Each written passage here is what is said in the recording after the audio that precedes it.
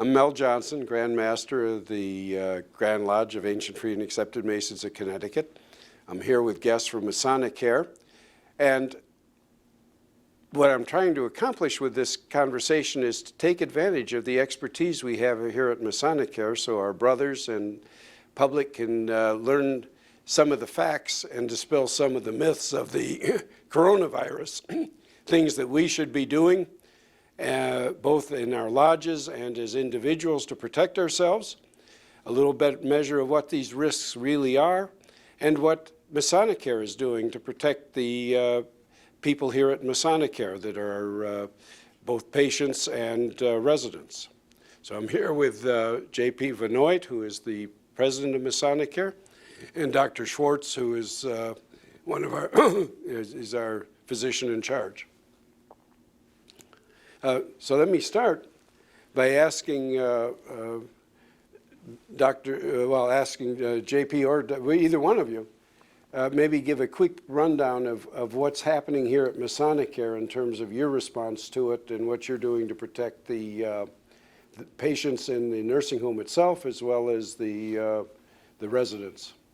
So I'll go first, but Mel, about a few weeks ago, we started to realize that the coronavirus may actually have an impact to the states.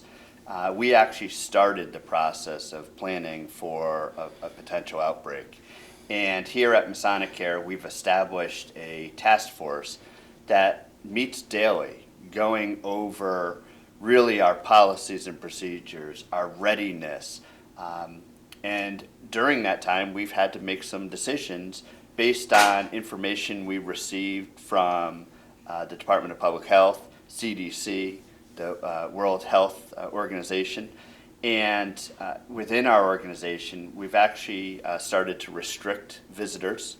And a lot of that was on the advice, or I should say, directive of the Department of Public Health, really to make sure to not have the spread of this virus. And we also have started to screen our staff. That allows the ability to make sure I don't want anybody coming into our organization sick that quite possibly can get our residents, patients, or clients sick. So we have started that process. And I will tell you, the amount of time and energy and our readiness, I think Masonic Care is prepared for this. We also are looking at ways to make sure that we have appropriate staffing at all levels of the organization. Masonic Care is represented throughout the state of Connecticut, and we need to make sure that our staffing patterns and our staffing levels are where they need to. And that may mean that we have to use staff from other disciplines to help out in areas where there might be an outbreak. And Masonic Care, I think, has done an extremely good job at that. And I'm proud to say that we have the ability to really adapt to it. Now, with that being said, we are in times of uncertainty. This is, in my entire career, I've never had this happen. And I think everybody needs to realize that. And that allows, for us to make sure that we're on top of this. And, people like Dr. Schwartz here, I think, gives us that step up of making sure that we're addressing the needs of those that we serve as quickly as possible. Well, I know I appreciate having this resource available to us because it's invaluable. Dr. Schwartz? Well, as JP said, this is a new experience for all of us, and in my career, it's like a 30-year medical career. I haven't had any type of degree of outbreak to this level to deal with. And again, this is a new virus. It's a coronavirus. COVID-19 is a new type of coronavirus. Coronaviruses have been around for a long time and are often associated with respiratory conditions and so forth. But this is a new virus, and we're all learning about it. And as a physician, the main responsibility and duty I have is to keep abreast of the latest developments and recommendations from the CDC and the local health departments, learn as much about the spread and the, the control of the virus as possible, and really to stress, not to panic, that the majority of people that suffer from this virus do recover. Although it is important to realize that certain populations of people, unfortunately, elderly people are a main target for a virus like this because of their multiple comorbidities, having often the kidney disease, diabetes, coronary artery disease. Some people are on immunosuppressive agents. It makes it harder to fight the infection and becoming more at risk. I think one of the main things that about a virus such as this is that it's spread by droplets. So knowing this, the key is to take proper precautions. Most of it is good infection control type of practices. And what does that mean? It means hand washing, frequent hand washing. You try to wash at least with good soap and water for 20 seconds. You try to stay a distance, they say like 6 feet away from a person. Try to avoid congregate areas and a lot of, areas where there are a lot of people around. You have a high sense of awareness and so forth. And again, it doesn't mean, becoming overly anxious, but just diligent and wiping surfaces down regularly to disinfect them. And again, I think one other point that I would bring up is if you're feeling sick, don't visit other people, don't go out, and don't try to spread any germs to other people. In the same token, if someone is sick, probably the best thing is not to visit them. Correct. Right. So, like for our lodges, if they have people coming to the lodge that seem to be evidencing signs of illness of some kind or another, it's reasonable to just ask them to please turn away and not come into the lodge, right? And, okay. We actually are telling all of our staff, if you have a cough and a fever of 100.4 and difficulty breathing, do not come to work. Call your supervisor, let them know, but also call your health care provider. And I would tell you that same thing should be said to anybody, any of our lodge brothers, anything of that nature. That is really the context of where we are telling our staff, if you have any of that, don't even come to work. And I would expect the same thing of any of our lodge brothers coming in the lodge. I would agree. And again, in most situations, and we've, in the years that I've been medical director at the healthcare center, there are usually some form of outbreaks of the flu. There are other types of viruses too. There are para-influenza, respiratory syncytial virus, and I could go on and on. But it's the same basic principle of good infection control practices and basically trying to contain the virus and not spread it to other people and other units. And in the community, people basically isolate themselves, do self-isolation and things. And again, now testing is becoming more widespread, and I think probably as that happens, we may find more cases because there'll be more ability to detect things. But I think again, it's being prudent and realizing how the virus is spread and how to avoid adding to the spread of this virus. I would actually just like to add on, just remember the seasonal flu is still statewide. So we still have that going on also in the state, along with the coronavirus. So well, I think I saw that the flu has actually killed something like 13,000 people in the United States. So this flu season so far this year, whether that statistic, whether it's good, bad, or indifferent, it's something similar to that. Well, and interesting we say that because the last report, this is as of the end of February, there were 65 deaths in the state of Connecticut of just the seasonal flu. So it is deadly. And as Dr. Schwartz said, it's really making sure that you're really practicing good hygiene. That is the start of really everything. Washing your hands. in 20 seconds. If you don't want to count to 20, guess what? Hum happy birthday twice. Yeah. That's extremely important. We've also talked about social distancing. You're hearing a lot of that in the national news, social distancing. Staying out of crowds of more than 100 people. The governor actually has mandated all of his staff not go to any functions with more than 100 people. That may change. It may be less as we move on.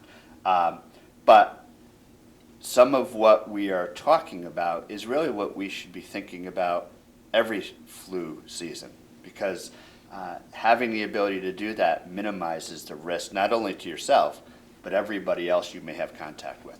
Well, Dr. Schwartz, I'll ask you is, from what I can gather, this is less that it is more dangerous than other things. It's the fact that we don't have a vaccine for it, that we can't protect ourselves with a vaccine, so we're going to have to rely on these other protections. Exactly. But it's more that than it is that the disease itself is substantially worse than. From what I've learned about this so far, I mean, there are different types of clinical manifestations of this virus. It's more common that you see a lower grade fever, like we said, 100.4, respiratory symptoms that people recover from.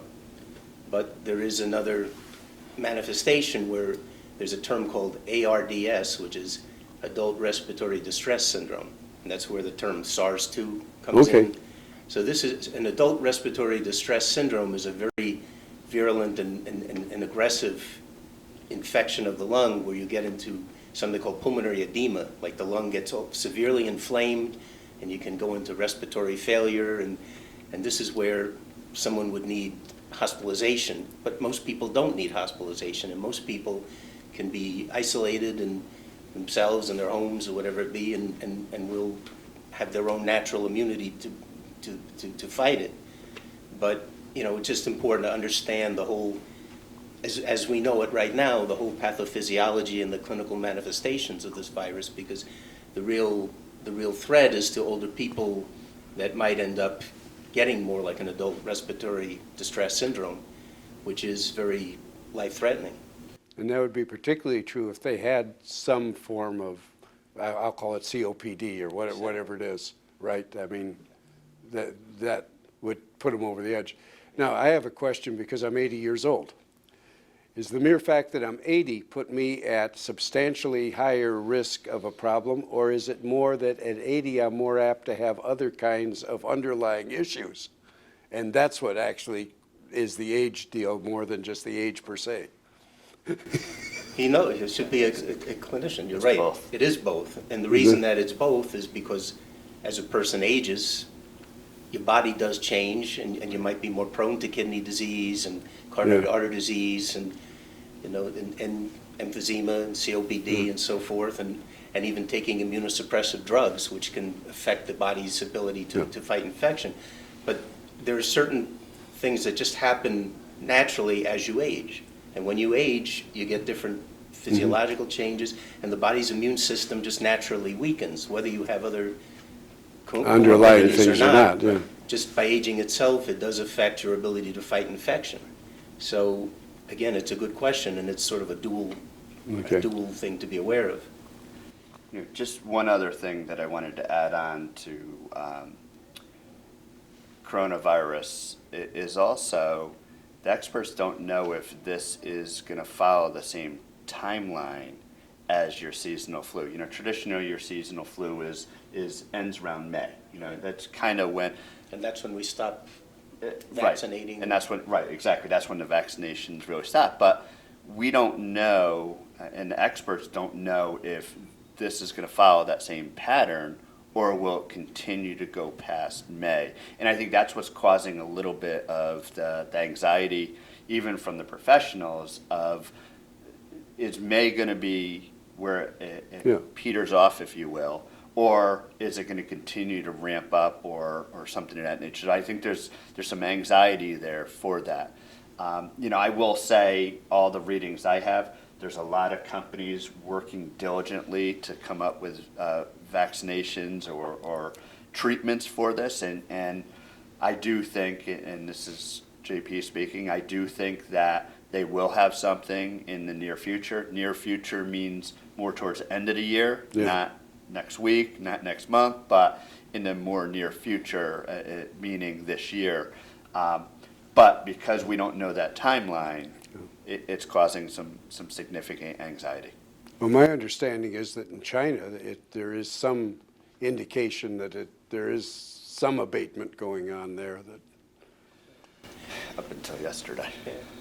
Like I say, I think, again, the important thing to realize is that most people can fight this infection. Yeah. And as long as, people stay calm and use common sense and use common infection control practices as we discussed, I think that's the best thing that you can do. And if you have symptoms and you're concerned, again, as we said, there's so many different viruses that are around. We're in flu season and so forth. And just because you have a low-grade fever or a cough without any connection or contact with anybody that was, that's either positive for this virus or that you travel to countries where the virus is widespread, the chances of you getting it are very, are very low, and it's more likely you have some other kind of virus that is naturally present each year. Well, we just canceled one event that was scheduled for the 21st because our keynote speaker is over. She's in her mid-70s,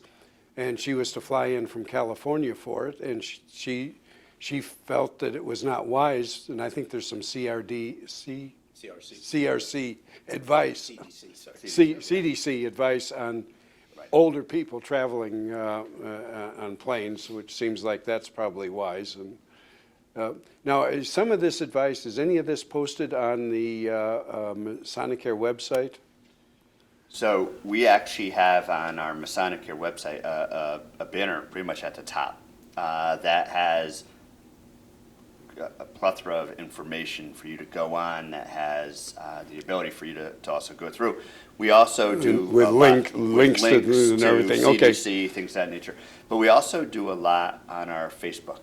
You'll see a lot on our social media on things that are happening at Masonic Care, or just some information for people to know about.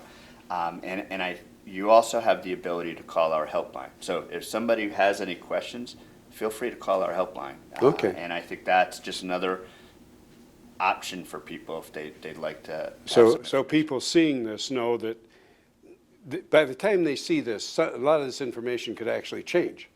But that your Facebook page and your website will be at any given moment as up to date as it's humanly possible to keep it. Yes, it will be. And I think you actually just said it earlier, and I think that's probably the most important thing. This is going to continue to change. Yeah. This is going to continue to evolve. And what we're saying today, I think there's still going to be things that are going to change on this as we see the virus morph, or as we see things change through really the entire state of Connecticut, South state of Connecticut, but in the country. Okay, well, I think, this has been very helpful to me, and I just want to reiterate that how grateful I am as a Grand Lodge officer that we have the facility of Masonic Care and the expertise in Masonic Care that we can turn to as brothers and as Grand Line officers and as decision makers to help us work our way through this, because it's I truly, truly appreciate that. So thank you very much. You're welcome, and it's an honor for us to serve the Masonic family and all those that we serve each and every day. And I guess the only other thing I would say is that yeah, I could touch one of the beauties of working at Masonic Care and the health centers, that there's a true interdisciplinary team that we work with. And it's not one person, not just a physician or a nurse or whatever it be. We all work together, and each one of us has our own skill and our own talent and our own expertise, and that's how you fight something like this. Or you work together, and we truly are a team, and we'll keep working to protect our residents. Well, thank you very much for that.